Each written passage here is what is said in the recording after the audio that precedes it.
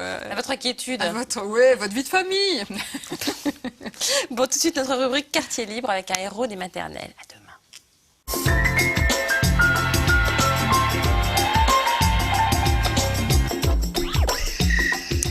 Je retrouve aujourd'hui Louis. Bonjour Louis. Bonjour Karine. Merci d'être avec nous. Vous êtes le papa de Nathan qui a 2 ans et demi. On vous avait rencontré il y a 3 ans. Vous nous aviez parlé des secrets de votre histoire familiale et des répétitions. C'est lors du décès de votre premier enfant, Raphaël, que vous avez appris que votre père et votre grand-père avaient connu la même chose. Tout à fait, oui. C'est-à-dire qu'avant, on n'en parlait pas du tout. En fait, ma grand-mère avait... C'était un deuil. C'était un deuil qui était assez lourd.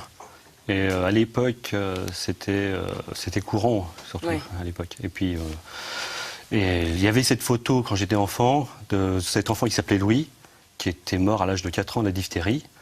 Et je m'en souviens très bien, ça m'a marqué.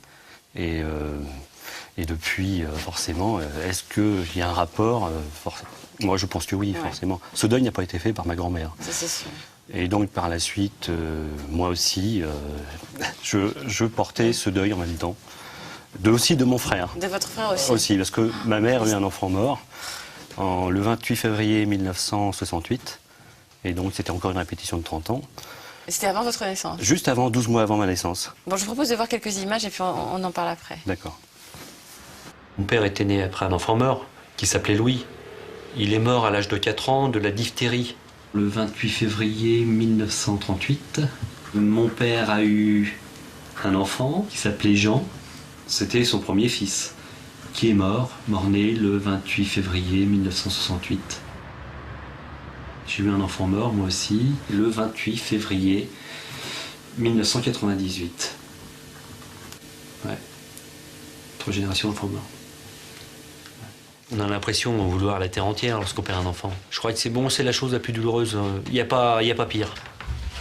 Et le moment où j'étais à la mairie, où j'ai déclaré à la fois la naissance et le décès de ma fille, j'ai ressenti comme la plus grande claque de ma vie. C'était le choc. C'était le choc. Je suis sorti, j'avais l'impression que je revenais à la réalité.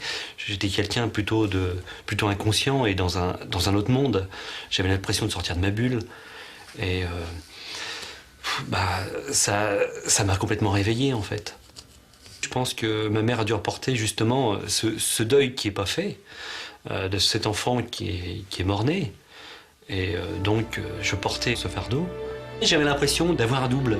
Depuis enfant, j'avais toujours cette peur de la mort.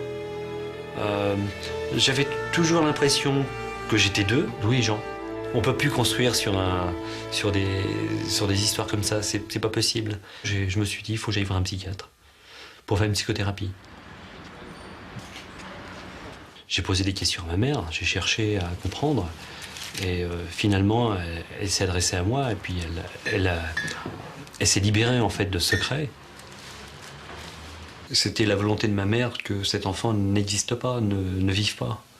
Je pense qu'il ne faut pas dire que nos parents sont coupables.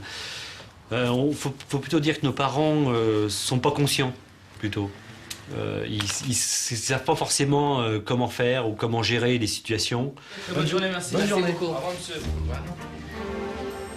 Ma mère m'en veut pas du tout, c'est vrai. Je pense qu'elle est libérée. Certainement plus. Il y a un respect qui est quand même plus important. Elle me considère plus comme un enfant, mais comme un adulte en fait. Ma mère dit, et maintenant elle le repense, elle nous dit qu'elle comprend qu'elle aurait dû nous le dire maintenant, le dire avant, quand on était petit. Parce que les parents disent on est trop jeune, on est trop petit, on est des enfants, on ne peut pas comprendre. Au contraire, même en étant un enfant, même si on est un bébé, si on le dit, l'enfant va le comprendre.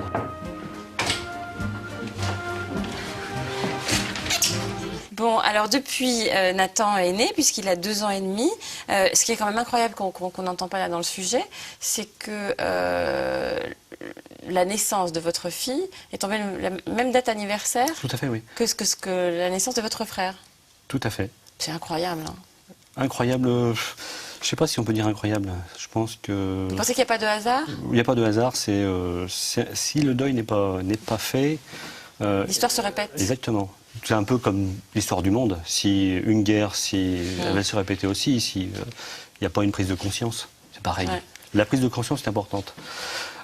C'est sûr que moi, j'étais plutôt, avant que tout arrive, j'avais plutôt mon hémisphère droit qui était en activité sans arrêt, mon inconscient. Et ce qui s'est passé avec cette relation que j'avais avec mon psychiatre, et qui était importante, je lui parlais, facile, je lui parlais, et puis je lui ai expliqué mes ressentis. Ce médicament que je prenais, ça m'aidait justement à réveiller mon conscient. Et toute la partie de l'hémisphère gauche s'est réveillée. Vous avez expurgé un peu Oui, tout à fait, oui. tous ces non-dits de votre histoire familiale. Tout à fait, oui.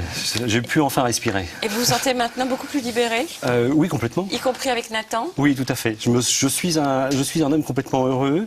J'ai trouvé la femme idéale, la femme que justement j'espérais, et le petit garçon que j'avais même rêvé bien avant. C'est vrai? J'en Il a avais des bonnes rêvé. joues, hein, il mange bien. Il met bien ses assiettes. Et vous êtes heureux. Oui, très heureux, oui. Merci beaucoup d'avoir accepté de revenir nous donner de vos nouvelles. Je vous propose de voir un épisode d'une série qu'on diffuse en ce moment qui s'appelle 12 millions de petits consommateurs, qui tente de donner des clés aux parents pour que nos enfants ne soient pas accros, vous savez, des messages de la publicité. Et on va voir que avant l'âge de 7 ans, les enfants ont du mal à comprendre la partie de vrai qu'il y a dans un message de pub. Oui, tout à fait, je comprends.